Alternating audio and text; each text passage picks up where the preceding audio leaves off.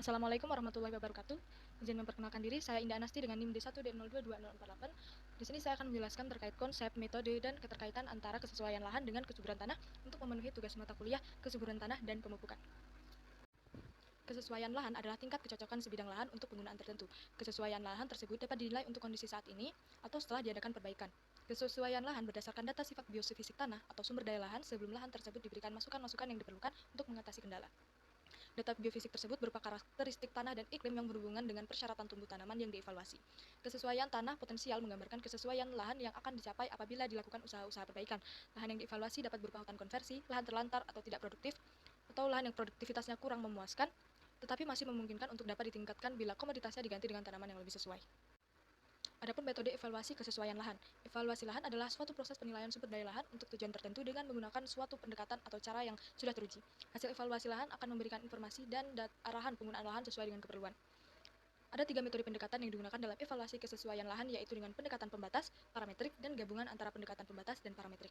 Yang pertama yaitu terkait pendekatan pembatas. Pendekatan pembatas ialah suatu cara untuk menyatakan kondisi lahan atau karakteristik lahan pada tingkat kelas, di mana metode ini membagi lahan berdasarkan jumlah dan intensitas pembatas lahan. Pembatas lahan adalah penyimpangan dari kondisi optimal karakteristik dan kualitas lahan yang memberikan pengaruh buruk untuk berbagai penggunaan lahan. Metode ini terbagi dari tingkat pembatas suatu lahan ke dalam 4 tingkatan, yaitu 0 atau tanpa pembatas digolongkan ke dalam S0. Lalu 1 atau pembatas ringan yang digolongkan ke dalam S1. Lalu 2 atau pembatas sedang digolongkan ke dalam S2. 3 pembatas berat atau digolongkan dengan ke dalam S3. Dan terakhir 4 atau pembatas sangat berat yang digolongkan ke dalam kelas N1 dan N2. Yang kedua, setelah pendekatan pembatas yaitu ada pendekatan parametrik, di mana pendekatan parametrik merupakan pemberian nilai dari tingkat pembatas yang berbeda pada sifat lahan dalam skala normal, yang diberi nilai maksimum 100 hingga nilai minimum 0. Nilai 100 diberikan jika sifat lahan optimal untuk tipe penggunaan lahan yang dipertimbangkan.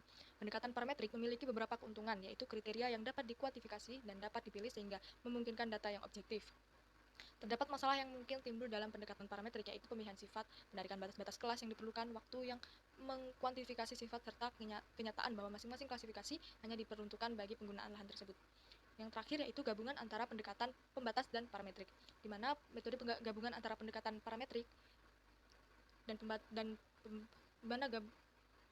di mana gabungan antara pendekatan pembatas dan parametrik sering digunakan untuk menentukan kelas kesesuaian lahan untuk penggunaan tertentu, di mana penentuan kelas kesesuaian lahan dilakukan dengan cara memberi bobot atau harkat berdasarkan nilai kesetaraan tertentu dan menentukan tingkat pembatas lahan yang dicirikan oleh bobot terkecil. Pemahaman keterkaitan ini memungkinkan perencanaan penggunaan lahan efektif dan pemilihan tanaman tepat. Hubungan bersifat timbal balik, praktik pertanian atau kehutanan yang tepat meningkatkan kesuburan, sementara penggunaan lahan yang tidak sesuai menyebabkan degradasi tanaman dan menurunkan klasifikasi kesesuaian lahan.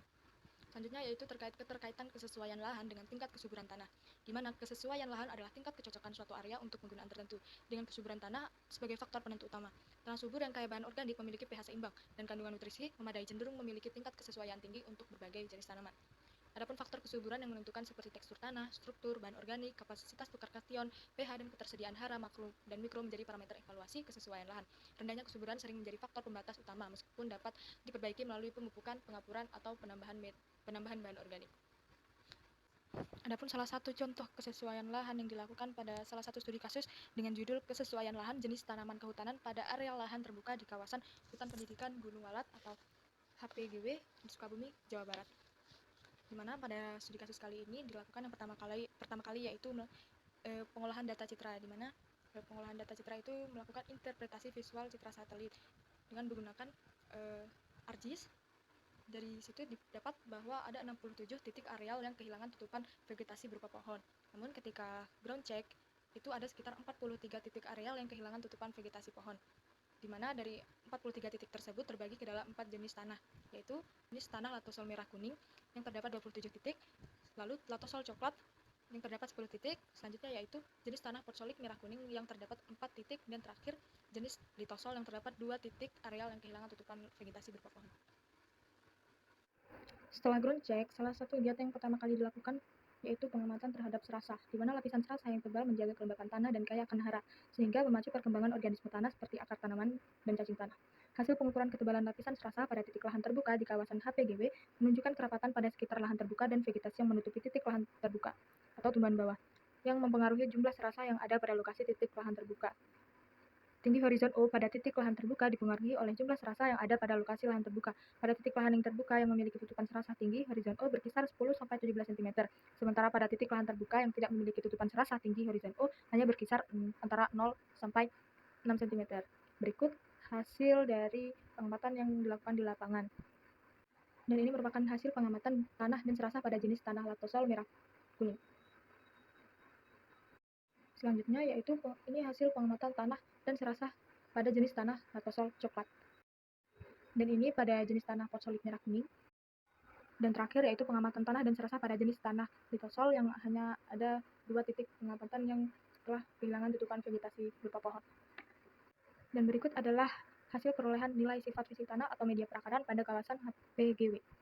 Mana dari hasil yang pernah diperoleh dapat disimpulkan bahwa drainase jenis tanah latosol merah kuning dan latosol coklat memiliki nilai kesesuaian lahan yang sama, yaitu S1 pada jenis tanaman kaliandra, S2 pada jenis tanaman damar, sengon, rasamala, dan lamtoro, dan S3 pada jenis tanaman mahoni, eukaliptus, jati, akasia, pinus, dan kayu putih. Drainase jenis tanah potsolit merah kuning dan litosol memiliki nilai kesesuaian lahan yang serupa dengan nilai S1 pada jenis tanaman eukaliptus, lamtoro, dan akasia, S2 pada jenis tanaman mahoni, damar, sengon, jati, rasamala, dan kaliandra, serta S3 pada jenis tanaman pinus dan kayu putih. Dari tabel tersebut, kedalaman efektif pada jenis tanah latosol merah kuning, latosol coklat, potsolit merah kuning, dan litosol memiliki nilai kelas kesesuaian S1 pada jenis tanaman sengon, eukaliptus, lamtoro, akasia, pinus, kayu putih, dan kaliandra. Sementara jenis tanaman mahoni, damar, jati, dan rasamala memiliki nilai kesesuaian lahan S2. Selanjutnya yaitu tekstur tanah pada jenis tanah latosol merah kuning, latosol coklat, dan potsolit merah kuning memiliki nilai kelas kesesuaian lahan S1 pada jenis tanaman jati dan kaliandra, serta pada jenis tanaman mahoni, damar, sengon, eukaliptus, rasamala, akasia, lamtoro, pinus, dan kayu putih, yaitu S2. Tekstur tanah pada jenis tanah litosol memiliki nilai kelas kesesuaian lahan S1 pada jenis tanaman sengon, jati, lamtoro, kayu putih, dan kaliandra. Sementara pada jenis tanaman mahoni, damar, eukaliptus, rasamala, akasia, dan pinus itu ada di kelas S2. Adapun perolehan nilai sifat kimia tanah atau retensi hara dan toksisitas yang ada pada kawasan HPGW, yaitu pH tanah pada kawasan HPGW cenderung masuk ke dalam kategori tanah masam. Jenis tanah latosol merah kuning memiliki pH tanah berkisar 5,4 sampai 5,9. Nilai kesesuaian lahan bantuan permukaan S1 dengan nilai bantuan permukaan 0 sampai 1% pada 24 titik lahan terbuka berjenis tanah latosol merah kuning, 8 titik lahan terbuka berjenis tanah latosol coklat, 3 titik lahan terbuka berjenis tanah potsolit merah kuning, dan 2 titik lahan terbuka berjenis tanah litosol untuk setiap jenis tanaman kehutanan. Sementara sisa titik lahan terbuka lainnya dengan jumlah total 6 titik dengan rincian 3 titik berjenis tanah latosol merah kuning, 2 titik berjenis tanah latosol coklat, dan 1 titik berjenis tanah potsolit merah kuning memiliki nilai kelas kesesuaian lahan bantuan permukaan S2 dengan nilai 5-15% untuk setiap jenis tanaman kehutanan.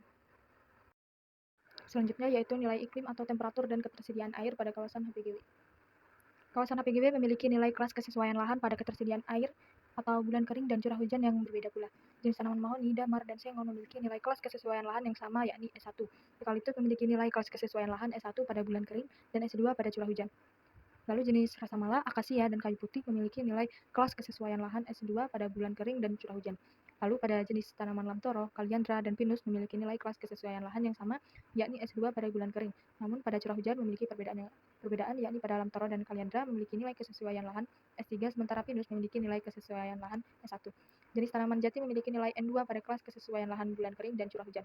Pada parameter ketersediaan air, jenis tanaman jati sangat tidak sesuai untuk ditanam pada kawasan HPGW.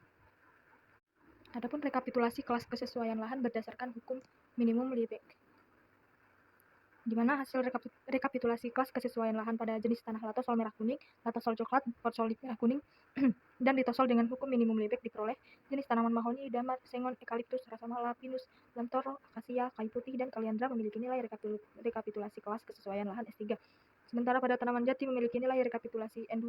Faktor pembatas N pada jenis tanaman jati adalah bulan kering dan curah hujan atau per tahun. Dan terakhir yaitu rekapitulasi total nilai kelas kesesuaian lahan berdasarkan skor. Jadi rekapitulasi nilai scoring menunjukkan rincian masing-masing total nilai kelas kesesuaian lahan pada setiap jenis tanaman kehutanan. Nilai S1 atau sangat sesuai terbanyak diperoleh pada jenis tanaman eukaliptus dengan jumlah 86, lalu jenis tanaman sengon dan kaliandra dengan jumlah 83, kemudian jenis tanaman mahoni, pinus, dan lamtoro dengan jumlah 70, serta jenis tanaman kayu putih, damar, akasia, dan rasamala dengan masing-masing berjumlah 65, 62, 57, dan 48. Jenis tanaman jati memiliki nilai S1 atau sangat sesuai dengan jumlah 59, namun memiliki nilai N2 atau tidak sesuai dengan jumlah 22, sehingga menjadi faktor pembatas dari pertumbuhan jenis tersebut. Baik, Maka dari itu dapat kesimpulan bahwa jenis tanaman kehutanan seperti eukaliptus, sengon, kaliandra, mahoni, pinus, lantoro, kayu putih, damar, akasia, dan rasa mala sesuai untuk ditanam pada areal terbuka di kawasan hutan pendidikan Gunung Balat karena tidak memiliki faktor pembatas. Sementara jenis tanaman jati tidak sesuai untuk ditanam pada areal terbuka di kawasan HPGB karena memiliki faktor pembatas pada karakteristik lahan ketersediaan air, yakni pada bulan kering dan curah hujan. Baiklah, hanya itu yang dapat saya sampaikan terkait materi kesesuaian lahan. Saya akhiri dengan Wassalamualaikum warahmatullahi wabarakatuh. Terima kasih.